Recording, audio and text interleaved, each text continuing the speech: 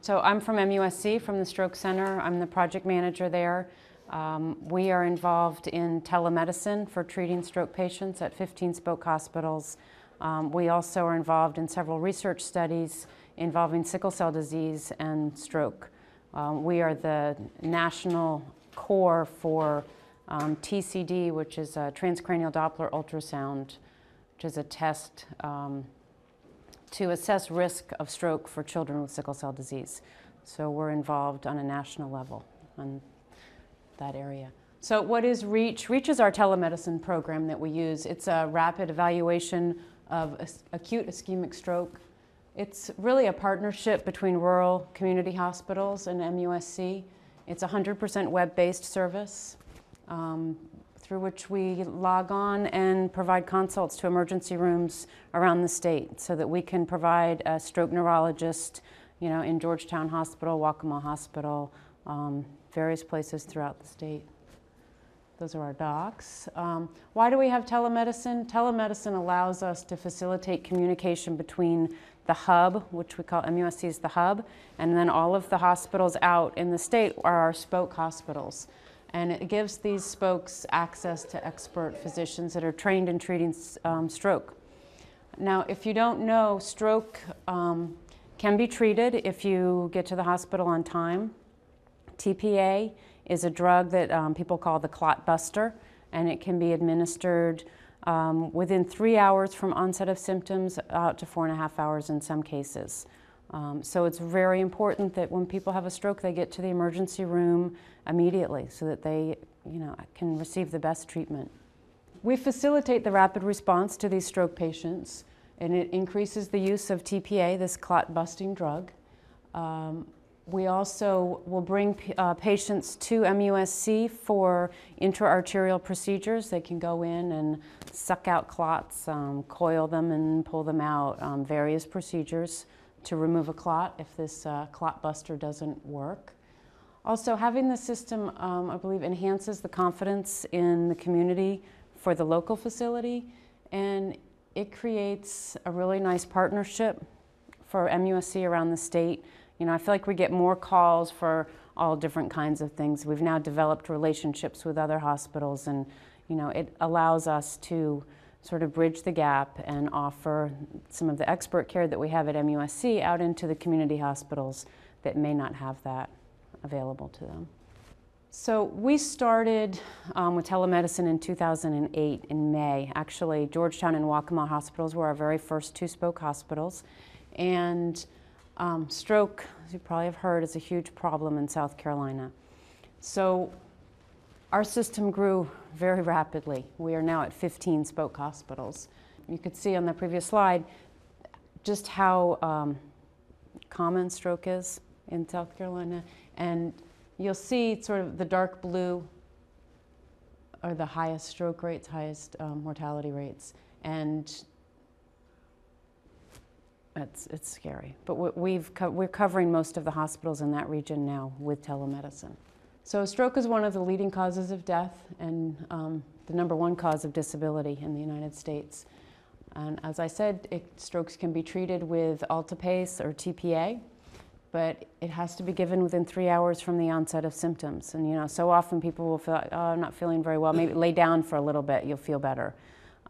It's really important for people to understand that not only the signs and symptoms, but the importance of time. We say over and over, time is brain. Get to the hospital and get treated. But nationally, less than half of patients arrive within that 3-hour window, and fewer in rural areas. I have a short video clip that really just talks about its testimony from several patients that have been treated with a telemedicine program, and talks a little, some of the docs from MUSC talk, and thought it might be enjoyable for you.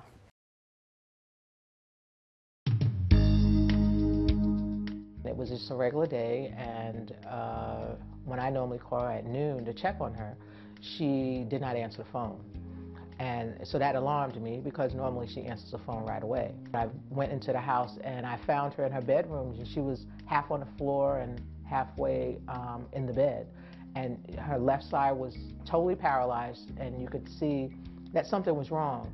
and she was somewhat disoriented. So I went to Georgetown Memorial. We went straight into triage, and they were ready for us. They assisted us immediately, and they assessed what her condition was right there on the spot. And Dr. Karate had explained to me about the REACH program. And that reassured me when he told me what it was, which is a program with MUSC where they reach outer areas from MUSC to assist them with stroke patients. And I can speak directly to a specialist at MUSC during the time to assess my mom. And that, made a really difficult situation more manageable at that time. Dr. Adams, Robert Adams, is the person that we connected with via the REACH program, and it was just a monitor on, looked like their tray or something, and it had a camera on the front of it, and I was able to see him, and he could see us, what we were doing, and he asked the questions. He did another exam. The biggest concern was to find out how much time she was down, or when did she actually have the stroke, because they said within a window of 2 to 3 hours maybe, they're able to give her this drug that would prevent any additional clots to make the stroke worse. So they indicated that it would not be helpful to give her this particular medication. And then at that time, she was doing a whole lot better. She was responding better. She was able to utilize her left side a lot better. Overall, she's doing much better, since the stroke. You always want the best of care for yourself and your loved ones. But to know that there's a specialist somewhere else, and it's just a matter of miles where I can't get to them in a timely fashion, is, that puts a lot more stress into the situation, an already stressful situation. So to know that I could reach out to that person in real time was wonderful, was wonderful.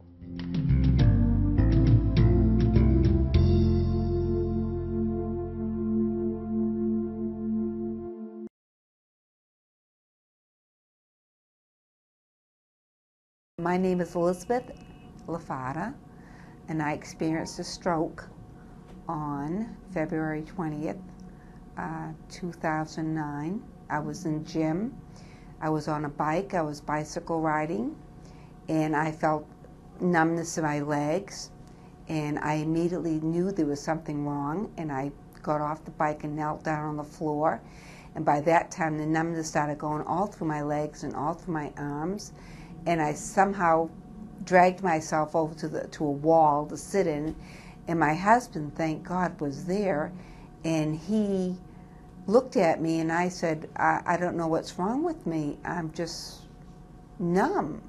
And I says, I think you better call 911. There were several important things that happened. The first thing was that she noticed that she was having severe symptoms. She didn't know what they were, but she told her husband that she needed to get to the hospital and to call 911. I remember I was in the ambulance, and the siren was on, and I sort of looked up and I saw my husband's car in the back of, driving in back of the ambulance. And once I got into the Waccamaw Hospital, don't remember too much. And I remember one of the doctors coming over to me and saying, we're thinking of giving you a medicine called a TPA. The next thing I knew is I was speaking and talking, and I felt really good. And I was amazed. I was just talking to my husband and talking to my sister, and I thanked everybody for what they did. When you have a large artery that opens up with intravenous TPA, in a certain number of cases it can close back up later on. They decided to helicopter me down to Charleston. Ms. Lafada was a classic example of that, where she had a very severe stroke to the main blood vessel on the back of her brain. She got the blood clot busting drugs, which worked on her briefly, and her symptoms actually improved quite a bit. But by the time she got transferred here over the course of about an hour, she was again back to being very symptomatic. That's why I wanted her to get down to MUSC and get in the hands of Dr. Turk and his colleagues for intra-arterial evaluation. So we then brought her to our angiography suite, and through a minimally invasive procedure going through the blood vessels, we were able to go up and actually remove and break up that blood clot and restore blood flow to the back of her brain, and she was able to recover back to her normal state. The next thing, I woke up feeling stiff and not very uncomfortable, but I could speak again, and I felt very good. And my husband came in and told me that I was very blessed that they were able to help me out a lot. And he had told me they went up again to my brain site and cleared the vessels or the veins, the vessels that were up there. They had started to block up again. In this particular case, I think we were able to prevent a catastrophic closure of the basilar artery, which I think would have been very devastating for her. So here I am, you know, 3 weeks later, and I'm so blessed, I'm so thankful that this TPA was available and given to me, and I don't think I'd be here if it wasn't for that. Matter of fact, I know I wouldn't be here. For more information or to make an appointment, call MUSC Health at 843-792-1414.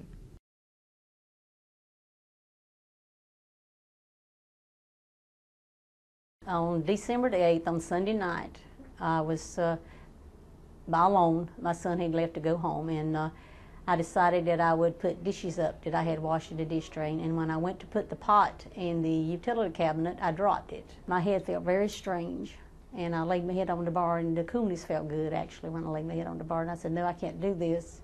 I need to get help. So I called my son on the phone, which lives across the street, and it took him about 3 minutes to get to me, and when he came in, I couldn't talk to him. So we called 911, and they came, and when they checked me out, and all this time my blood pressure was still 199 over 112.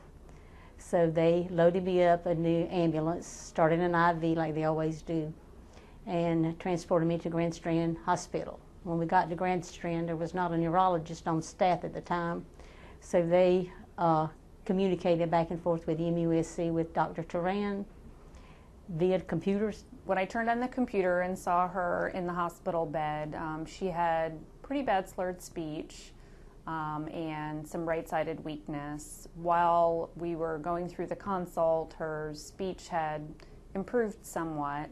Her head CT looked pretty good, and her speech was improving. In her case, it turned out that she didn't get any of the clot-busting drugs because her deficits had improved somewhat and were relatively minor. That we transported her to MUSC anyway for the stroke workup, and we were able to determine what caused her stroke and get her appropriately treated. Well, I think it was remarkable that they had the technology to do this, because if they hadn't, I don't know what would have happened. I really don't. I think the great thing about the REACH program is that it offers, big city stroke care to people in small communities. The ER doctors at these outreach centers have been doing an excellent job of screening patients that are appropriate for the REACH program. So when we get a REACH call, we know that there's a pretty good chance that it's going to be a real stroke patient that really needs our help. I'm doing much better. I'm still having some numbness in my head, and sometimes I have a slight headache and a little bit of discomfort in my right side, but I'm able to use it without any problems, and my speech is cleared up. It's much better. For more information or to make an appointment, call MUSC Health at 843-792-1414.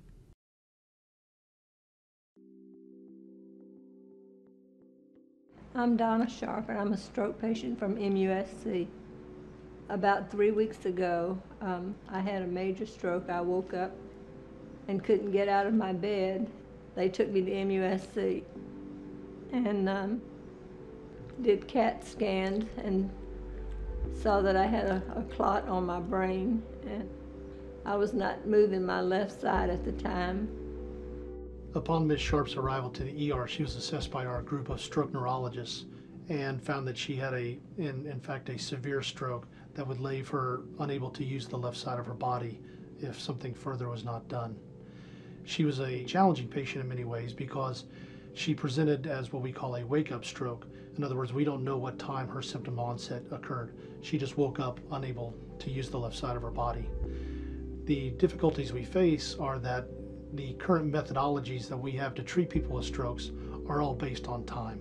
So people that present within 3 hours, potentially even 4.5 hours, can be treated with the intravenous blood clot busting drug, TPA. Anything beyond that is based more on what the hospitals have available to them in the ways of advanced intervention. At MUSC, we utilize advanced brain imaging with a CAT scan to look at the brain itself and understand what areas of the brain have been permanently injured. We then utilize a CAT scan to look at the blood vessels and understand what the level of blockage is. And then we do a further scan to look at the physiology of the brain, and that will help us determine how much of the brain is at risk. So we were very fortunate that Ms. Sharp was able to come in, be assessed, and be chosen through this method of triaging patients with brain imaging rather than time, because at virtually any other medical center in the United States, she would likely not have been treated in an aggressive fashion. Immediately I had regained use of my left side, and I had no other deficits from the stroke. I'm Buddy Sharp. We've been married 53 years, and I tell you what, when Dr. Turk brought me showed me the blood clot on her brain, and he told me it was a very bad operation, and I had to sign a paper to let him do it, you know. And after the operation was over, he brought the thing back in and showed it to me, and it was all gone. It was simply amazing that something like that could happen. Dr. Turk was really a tremendous doctor to be able to do something like that. And I'll never ever forget it. I'll never ever forget him. Hopefully we can be back to normal next month and have our 54th wedding anniversary. It's going to be wonderful. I'm looking forward to it.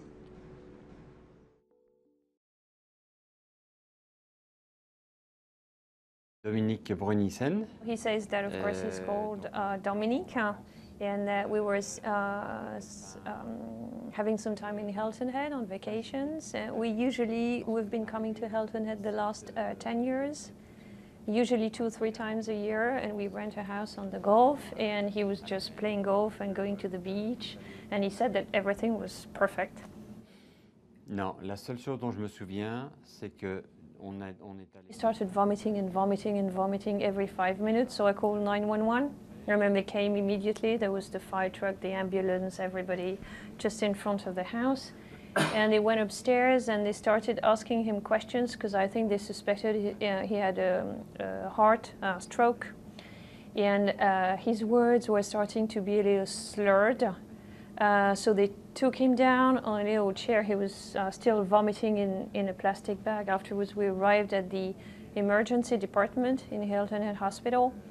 And then immediately they took him to have a scan of the brain, and they saw sort of massive bleeding. And he says he does not remember the fireman, he does not remember Hilton Head, he does not remember having been flown in a helicopter from Hilton Head to here. And he was in very, very, very serious condition. Everybody thought he was going to die that night. You understand that this is going to be extremely serious. And in Hilton Head Hospital, I remember also, they did what they could, and immediately they had a scan of, and one of the nurses told me, you should tell his daughter to kiss his father goodbye. Yeah, because before he was flown to Charleston. So I think that most people thought he was not going to do it. But the care here is absolutely, once again, this is why we're coming back also. He said that he has some memory lapses, and so it was important to come back today to try to put some names on faces and to remember and to thank them again, and to express his gratitude. And he was able to climb back the 700 stairs to the second floor of the Eiffel Tower 1 month ago. Okay, so back to what we're doing with REACH and how we're affecting patients across the state. The rate of using TPA has increased dramatically since the use of REACH and the telemedicine program. In the 12 months before REACH, which was before May of 2008, in that 12-month period, we added 6 REACH sites. And so in the 12 months before that, TPA had been used 12 times at those sites. So the first 12 months after implementing REACH, we used TPA 56 times, which is a pretty dramatic increase. You know, if you think of that on a personal level, just how many patients are treated. The treatment rate for ischemic stroke went from 0.4 to 3.5% just with the implementation of this program. 76% of South Carolinians now live within 60-minute drive of a center that can treat them with TPA, as opposed to prior when it was 38% of the patients. So because we're spread out now across the state, we're really able to offer care to many more patients. You know, if people call 911 and get to the hospital quickly and they're within a 60-minute drive, they have a pretty good chance of being able to be treated. The video really showed this best, but how the program works is when a suspected stroke patient arrives at a Spoke hospital, the Spoke ED calls us on our special stroke hotline. One of our docs will be contacted and they call back and they talk to the Spoke, either the nurse or the doc at the site, and they'll log onto the computer, and via the website we're able to see the patient, see the CT scan, any data that's entered from the Spoke side we're able to see immediately, and as the docs on our end enter data, the Spoke side can see that information as well. The consultant will speak to the family, the patient in some cases, look at the scan, and then they're able to make a decision about treatment. And so we work in partnership with the Spoke docs and make a recommendation, but it's really the docs on site that, you know, will carry out the orders and make it all happen. So some of our sites will keep the patients, or some of them will give the drug and transport the patients to us. It's, you know, we don't take them all. We certainly don't have beds for everybody, but, you know, we're there to provide that support if it's needed. This shows the hospitals that we cover. We have 15 spokes, cover about 2,500 hospital beds and just under 500,000 emergency room visits a year. We have hospitals of all different sizes, 25 beds up to 450 beds. Through April of this year, we had treated just over 1,000 patients with telemedicine. About half of them are women, 35% African American. Note that the average age is 66 years of age. 44% were under the age of 65. We gave TPA to patients ranging from 27 to 93 years of age. 34% of them were transported to us, 21% were treated with TPA. 8% of those that came to us were treated with intraarterial procedures. That's where they go into the cath lab and suck the clot out. We went through and we looked at outcomes because, you know, it's great to have a program in place, but if it's not having good outcomes on the patients, it's probably not worth much. We went through and looked at the outcomes for the 231 patients who received TPA, and 54% of them went home, which is really pretty good. 27% went to rehab, and you can see the others, where the others went. So really outcomes are comparable to the outcomes from clinical trials with TPA. So we're very pleased. You know, you wonder when you start a program using telemedicine, it's, you know, is it as safe as having the patient there with you in the hospital, and, you know, is it really the best for the patient? And I think from this data we can say that yes, it is. We look at one of the risks of giving TPA is, you know, this breaks up blood clots, so there's a risk of bleeding if you give this drug. So we looked at all of our patients to see if there had been bleeding. 6 patients had a symptomatic bleed, which is 2.6%. 17 had an asymptomatic bleed, meaning, you know, there may have been some blood that showed up on the scan, but there weren't any side effects. It wasn't significant. And those rates are actually lower than the corresponding rates from national trials with TPA. So we feel like this is really pretty safe, and we're doing the right thing for our patients. One of our big challenges is getting patients in the door in a timely manner. You know, we talk about recognize the symptoms, call 911 and get to the hospital. We also have problems when people come into the hospital. Do we get them through the system fast enough? And, you know, emergency rooms are busy places. So we have a goal to have the patient in the door and treated within 60 minutes. We're not quite there. What helps us is that when we're called for a consult, we're able to log onto a computer and basically talk to the doc and see the patient within 9 minutes. You know, if you had a patient in your emergency room, or if we had a patient in our emergency room at MUSC, we couldn't get a stroke doc to the emergency room in 9 minutes. So it's actually faster to do a telemedicine consult than it is to go see a patient in our emergency room. But we're working with our sites to try to increase all the times along the way, because of course the sooner we treat the patient, the better the outcomes. We have plans for the future to work with our sites and with the communities to try and reduce the onset to door times. Obviously, it involves making more people aware of the symptoms and use of 911. We want to bring information and training to hospitals, communities, churches, everybody that we can across the state to try to increase stroke awareness.